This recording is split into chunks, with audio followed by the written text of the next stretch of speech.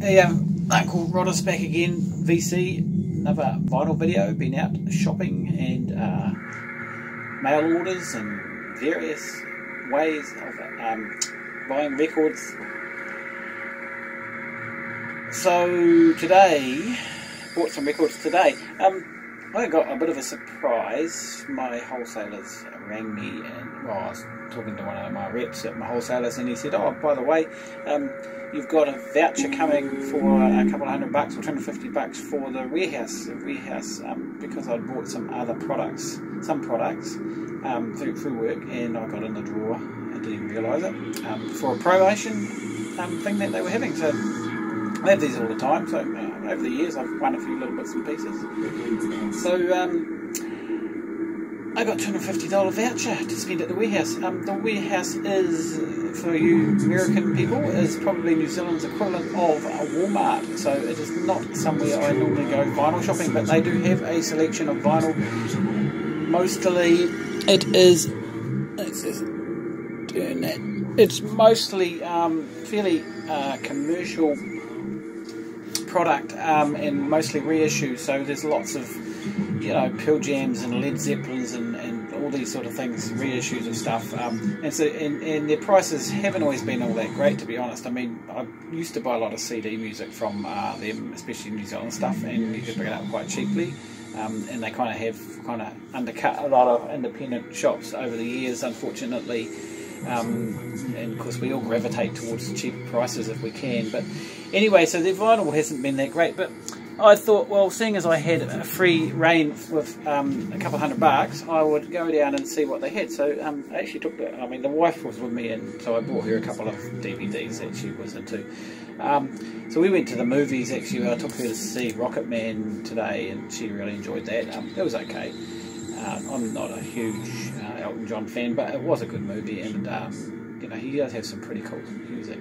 So anyway, afterwards we went down to the warehouse, and I was sceptical whether I would find a lot.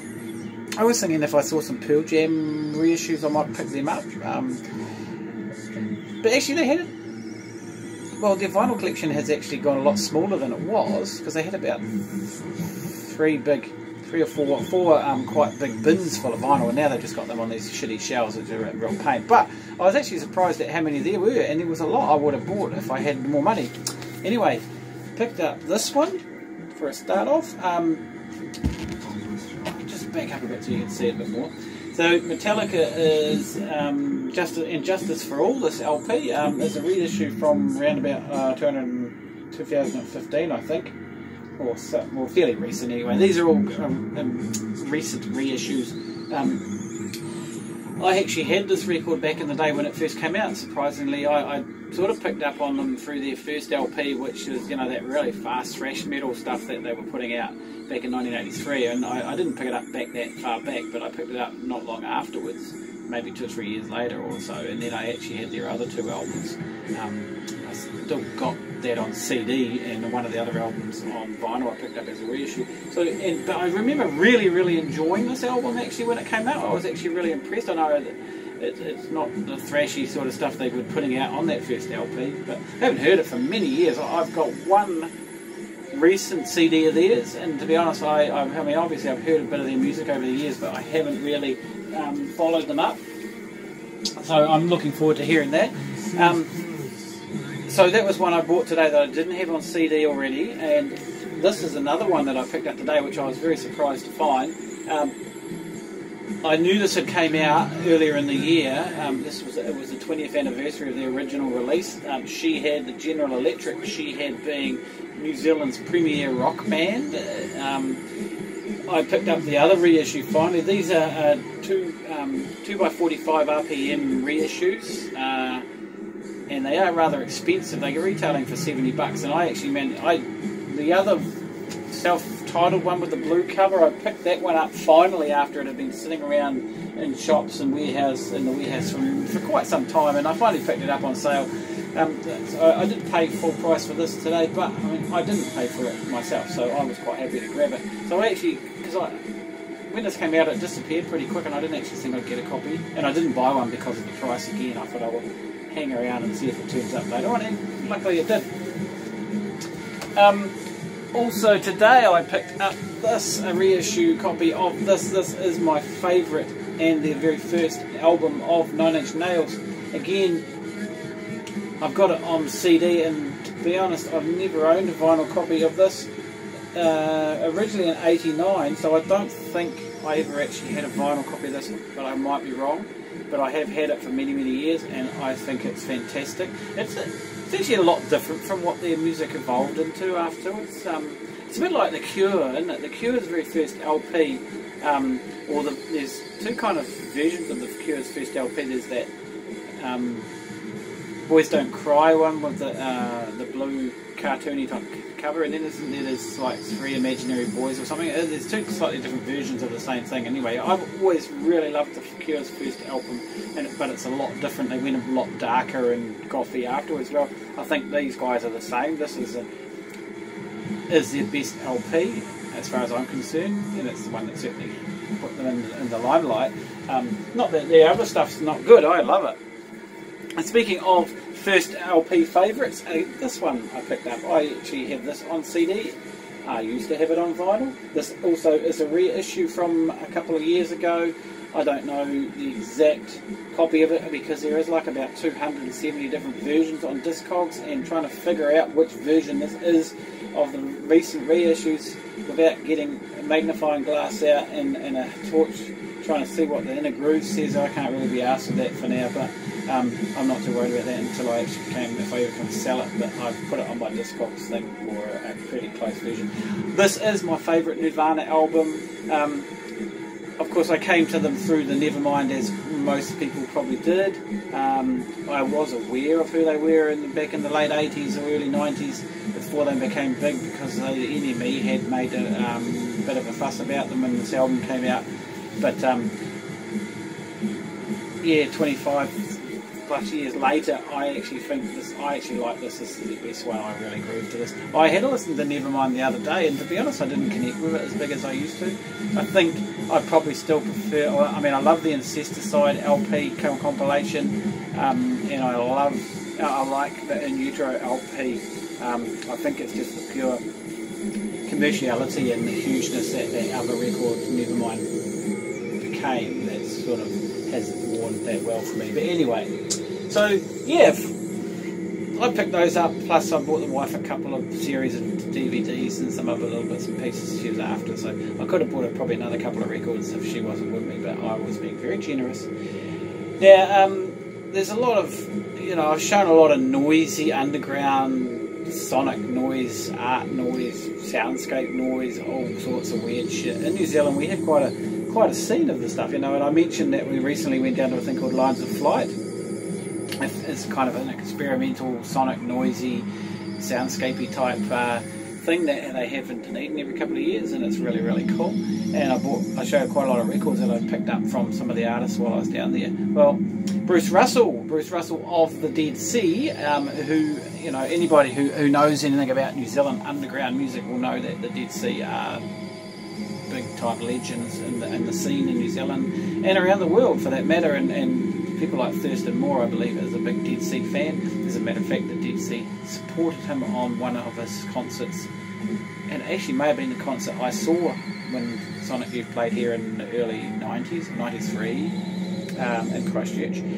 So what happened was that Bruce is also in a band called A Handful of Dust, and I showed A Handful of Dust record very, very recently in a video that I picked up just very recently through a seller on Facebook.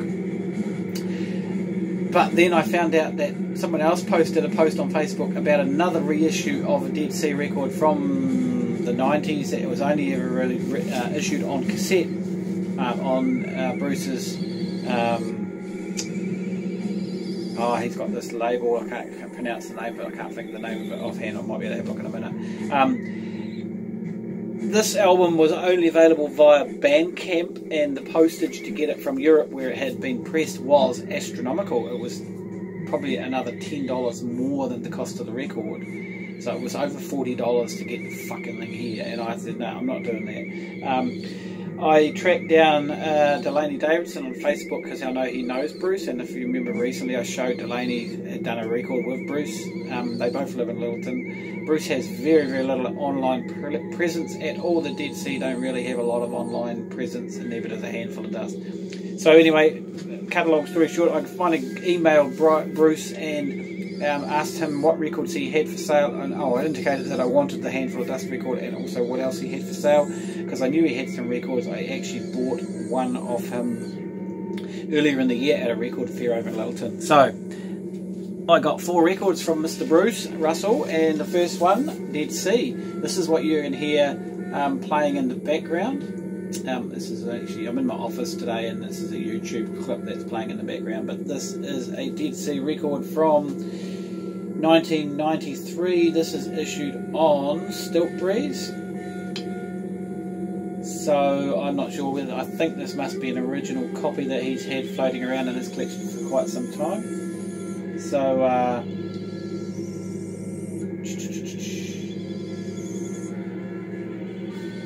the operation of the Somme, and I think there's just 2 tracks on it, one each side, and that's what's playing behind us right now. As you can hear, it's pretty noisy weirdness. And then of course this is the Handful of Dust LP that I was very keen to get my hands on. Corpus Hermeticum is the name of the record label that Bruce used to run back in the 90s. It was mainly a cassette LP, a cassette label, but there has been some of the stuff reissued recently, and this is one of them. Well, it was reissued right this last couple of months. This is recording from recorded live to cassette by Bruce and Alistair Galbraith, who is his partner in crimes in this band, in 1994. This has been remastered by a guy called Lassie Mahog. I think that's how you pronounce his name. And I'll get to him again in a minute, but somebody on Facebook has the original cassette of this, and I'm assuming they, by the sound of it, have picked up a vinyl copy, and he said that the actual cassette sounds better. It sounds like someone's kind of Lasse has mucked around with it, and to be honest, it's very, very lo-fi, and I was a little bit disappointed in that. It almost sounds like it was recorded. There's a lot of background noise, tape hiss. Well, that was recorded to cassette, but it's very lo-fi, and also I think I made the comment, it sounds like it was recorded in 1928 down a telephone line. It doesn't all sound quite that bad, but I need to spend a bit more time getting that, because I had so many records coming in. I haven't had a chance to listen to it. But speaking of Lasse Mahag, this is a record he did with Bruce Russell. Recorded in 2007, mixing in 2011. This is number 15, pressed in a edition of 500. So I'm not actually sure of the actual date of release of this, but it's sort of pretty much a private release thing. The record is called Virginia Plain. This is really squally stuff, and I really like this one actually. And actually sonically, it sounds a lot better than a lot of the Dead Sea stuff. So this was really good. Really pleased to have that.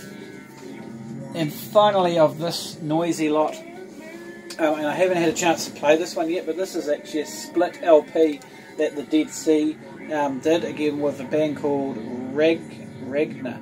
The Dead Sea versus Ragnar. So yes, they pretty much have a half a LP each. Now the Dead Sea is lost music from the Eraser Kills LP session. So Eraser Kills is a famous LP of the Dead Sea, I believe. I don't actually have a copy of it yet, I think. I could be wrong on that. I have a few Dead Sea records now, but it's still only a small dent in their big discography. Yeah, so this was, when did this come out? Well, it says 2010 they were recording of the Ragnar side. So we'll have to wait and see what that's like. So those were bought directly from Bruce, and unfortunately, well not unfortunately, but that's just the way it is with that sort of music in New Zealand. If you want to get your hands on that sort of stuff, it doesn't turn up in the shops. Some of it you can get through Bandcamp. A lot of it's getting pressed by small labels in Europe and maybe America, or I mean, and of course like Stiltbreeze have done a lot of that sort of stuff. To ship directly from those places is just too expensive for us, so we just have to wait until we can get hold of them through the artists. Like I say, some of them have Bandcamp pages and we can get them sent and get them locally, but I've been having to contact the artists themselves, like I did with Bruce. And when I was down in the Lines of Flight, I picked up a couple of records off people. They actually brought some off Bruce there as well, because he had the compilation line, Handful of Dust. Anyway, on Trade Me this week I picked up a couple of 3 records, one that had taken my interest, which I'll get to in a minute, but I picked up this one here. This is fairly cheap. It's only an EP. There are 4 songs, 7 songs all up. The Dance Macabre, Last Request, they only did 2 EPs, and this is the second of the 2, I think. This is on Reaction Records, distributed by Polygram, Reaction 006, from the 1980s, somewhere along the line. Now, I haven't actually got to play this yet, but I'm not sure if I will know any of the music that Dance Macabre, no, sorry, I think of another band actually. I was going to say, Marginal Era was another band who I will recognise the track, because they had the theme song to Radio Pictures, but Postpunk, it's listed as on Discogs. I mean, the name was familiar for me from way back in the day, but never actually owned a copy of this, so it'll be interesting to see how that turns out. But the one that really caught my tickle and fancy and caught my eye from the seller is this one, Rusty Nail. Never heard of them before, but I was familiar with the record label, which is Sausage Records. Sausage Records was a short-lived label from the North Island somewhere, who put out, basically there's the label there, Sausage Records. They put out 2 compilations, 2 LPs, and I think at least a 7-inch. The 7-inch was a band called Six Impossible Things, which is my friend Bill Dyrene, who I've shown a few records of lately, and I have got another one I just picked up recently, and it's a Grail, and it hasn't arrived yet, but Sausage Records, yeah, only had those. Now, one of the compilations is some sort of psych folk thing, the other one is just more, I'm not sure actually, but some of the bands I recognised the names of. That compilation is called 4 Stars, or it just has 4 stars on the name of it. That sells for hundreds and hundreds of dollars if you can find one. There is a copy for sale for $700 on Discogs. I know someone who picked up a copy for $30 to $50 out of an estate sale, the lucky bugger. So yeah, that's probably one I'll never own, but I was quite keen to, the Sausage Records. Like I say, the other album on the if you ever look it up on Discogs, has got one of the coolest names. I can't remember the name. It's a big long-winded name, but it's so cool. So yeah, 2 albums. This is what is this? It's kind of just alternative sort of rock. It's nothing extremely weird or anything like that. First listen, yeah, it is okay. I think I was going to take a wee bit of attention, but I did not like it. And finally the Trade Me seller that was selling that, had something else I've been meaning to pick up for a while, and I hadn't. So he had it for a reasonably good price, and also the fact that I didn't have to pay any more mail cost. I can get all 4 records sent for the same price. So it's always good to try and get more records for your postage dollar. I've still got the shrink rack on this, so don't excuse the reflections, but I've picked up the last 3 Dylan bootleg series, and this is number 4 to volume 14, the More Blood, More Tracks. This is a 2 LP version, so basically it has all of the songs that are on the original, plus 1 extra, I believe. There are 11 songs on this, and there is only 10 on the, on my CD copy there are only 10 songs, so I don't know whether that's right or not. I don't have an LP copy of the Blood on the Tracks LP originally. So this is basically, pretty much acoustic. Most people know this. This is pretty much acoustic, almost demos of the original, of the songs that are on the Blood on the Tracks. According to the liner notes here, this is the original intended album that they were going to release. I am glad they didn't. I am really glad that they released it in its revamped form, because it is a fantastic record. And saying that, this is really good. It is really nice to have these acoustic versions of this. Yeah, the liner notes were pretty dribbly about how good this was and how great this music is and how sought after it's been from the bootlegs and shit. But from my first couple of listens, it's really, really good. But I mean, you know, things like Idiot Wind and the vocals on this are nowhere. They have nowhere near the vitriol of the actual one that's on the actual studio LP. Yeah, I think that is better. So this is still cool. This is culled from the 6 CD box set, which is one of those box sets of where there's about half a dozen different takes of the same song, and I can't be bothered with that. I can't be bothered sitting there listening to 6 or 7 takes of the last, and that's why when I bought the last box set, it was the second to last box set that I bought. It was at volume 12. I bought the 3 LP set instead of the other set with like multiple takes and 18 CDs and all that. I do have CD versions of some of the earlier box sets, which are pretty cool, and there are a couple of more multiple takes, but most of it's just 1 or 2 off tracks, so I like that. So I didn't go for the fancy deluxe version. I went for this. This hasn't got the same level of packaging and detail that the other 2 LP box sets, the previous 2, which is the Live 4 LP box, you know, with the live Christian era music that he put out, which is really, really good. Has a nice booklet, and I can't remember what volume 12 is called now. But yeah, that's from the mid-60s, 65, 66, all those outtakes and stuff. That's bloody good. Hugely well packaged, set up too. So this is probably, as far as the vinyl is concerned, the least well packaged, but it's still nice, and the vinyl is beautifully quiet. So that's really a bonus. So yeah, no, I'm pleased to have that, and that's quite a few records there. So yeah, it's been a busy week. So that's me. I've got really cool record that should arrive tomorrow, and some pre-orders that should arrive next week, and a bunch of records I just bought off Discogs, which will be a couple of 3 weeks away. So plenty more to come. See you next time. Bye.